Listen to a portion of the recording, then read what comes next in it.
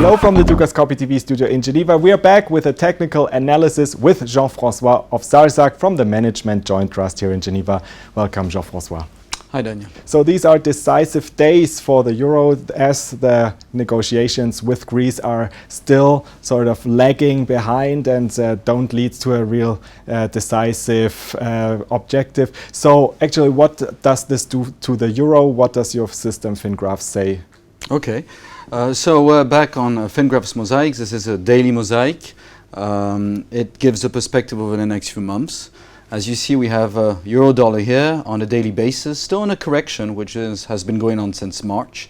We do believe that the long-term trend is still down, so we'll analyze where we stand in this correction and what might be our warning signal that our long-term position may be cast into doubt.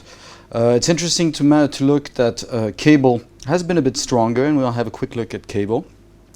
Then gold. Gold is still moving lower. Rise in interest rates environment, the financing of gold is getting more expensive, or the opportunity cost of holding gold is more expensive. And we'll have a quick look at equity markets, and especially to US equity markets. So let's start on the euro dollar. We'll first look at an investor's view. The investor's view gives a perspective over a weekly chart, so 1 point every week for the perspective over the next few quarters. A daily chart with 1 point per day for the perspective over the next few months, and an hourly chart here for the perspective over the next few weeks. So let's start with the weekly. At the moment, it is still negative. We believe that we did have a first impact here. Our risk index was in oversold. Two envelopes touch each other, but the envelopes are still heading quite nicely down. This is typical of an intermediate bottom, hence the recent reaction, but at the moment we're still in a bear and targets pointing towards pretty much parity, so we would still be negative over the longer term. Now the daily, we could see this counter trend up. We could see that the price projection is in gray, which means that it's just a correction for now, and that it would need to move above these corrective targets, so above 117.60, to initiate a stronger move. At that point, if it happens, the euro would turn impulsive, targets would be revised up quite meaningfully, and we would, and this would be in contradiction with our weekly chart. But until that happens, we would still label the current move as a correction. This correction up has reached its targets one first time, and can be considered completed. But the recent strength is bringing possibly a second top. We would expect this second top to be likely to be lower than the one we had a few weeks back, and that would be our resume downtrend signal. But until this happens, we do have to keep an upside bias here, although it's only a corrective bias. Now the hourly, and to move higher, it would really need to move back above the highs that we recently saw, and on its way to take out the highs that we saw in the month of May. But what is important here is that we're correcting down. It's also a gray price projection, so we can't confirm an aggressive downtrend, but our resume downtrend signal, our strong resume downtrend signal, would be valid below 109.65. So as long as we hold that, we would keep our confidence in the current correction up, and we can't call it as it's been over. But if we were to move between below 109.60, we would then be in a resume downtrend signal in line with what we see on the weekly. Now, it's probably interesting to look at a trader's view. So that's the perspective over the next week, over the next few days. And here we have a 60-minute chart, a 15-minute chart, and a 4-minute chart. And we'll spend a bit of time here on the 60-minute chart.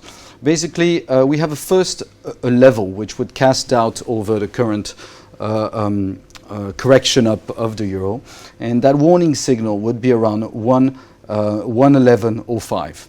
So that's also an important level for us over the next week to come.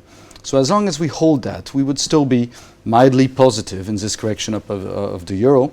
Above 111 basically would be one of the first warning signals that we are entering a resume downtrend situation. Mm-hmm. So let us have a quick look on the gold, if possible. Well, gold basically, there's an opportunity cost of holding gold, and that is interest rates, and interest rates are moving up in Europe and in the US. And a a clear financial distress situation is also not the case at the moment. So basically, this opportunity cost for holding gold is a weighing on prices. And we've been negative for the better part of 2 years here. On our weekly chart, we believe that the downtrend is not quite over yet.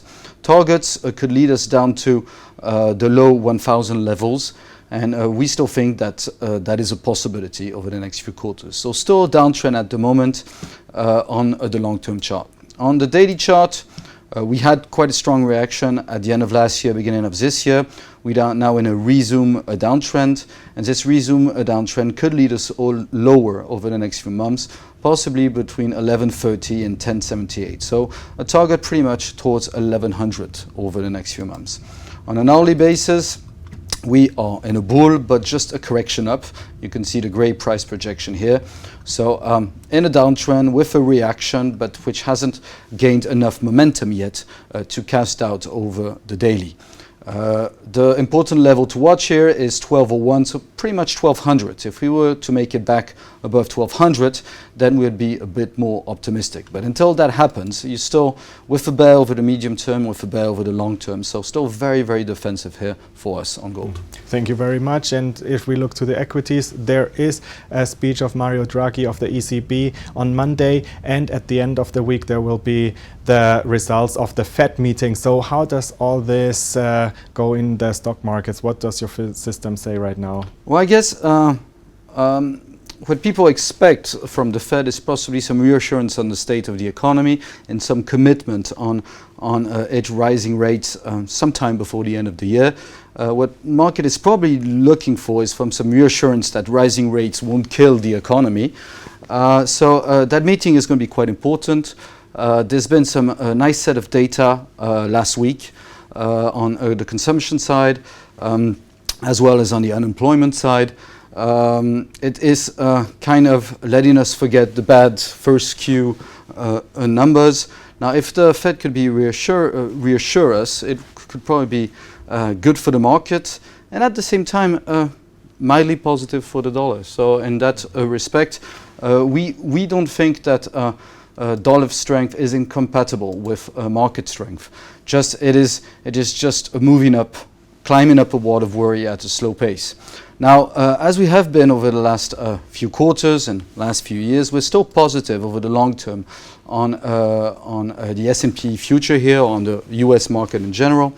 It's quite an aggressive target. It's an impulsive 2 target, so that's almost extended targets. But they can lead us over the next few quarters towards a region between 2200 and 2400.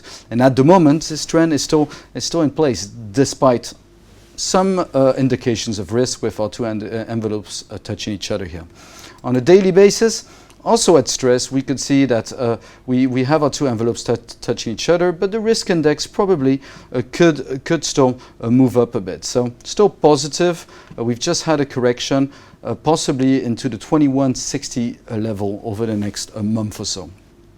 Now, finally, the hourly has been correcting down. We're slowly getting close to the oversold zone. It doesn't seem quite finished yet. We possibly don't have our two envelopes touching each other yet, but we're getting closer to it. Target range between 2040 and 2060. We think there's probably a buying opportunity here.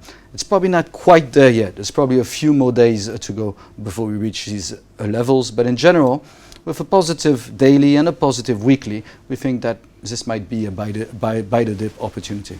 Mm-hmm. Thank you very much, Jean-Francois, for being here today. Thank you. And thanks for watching. Do make sure to keep clicking back on the Dukascopy TV website for latest updates and exclusive interviews. Have a great day and see you next time.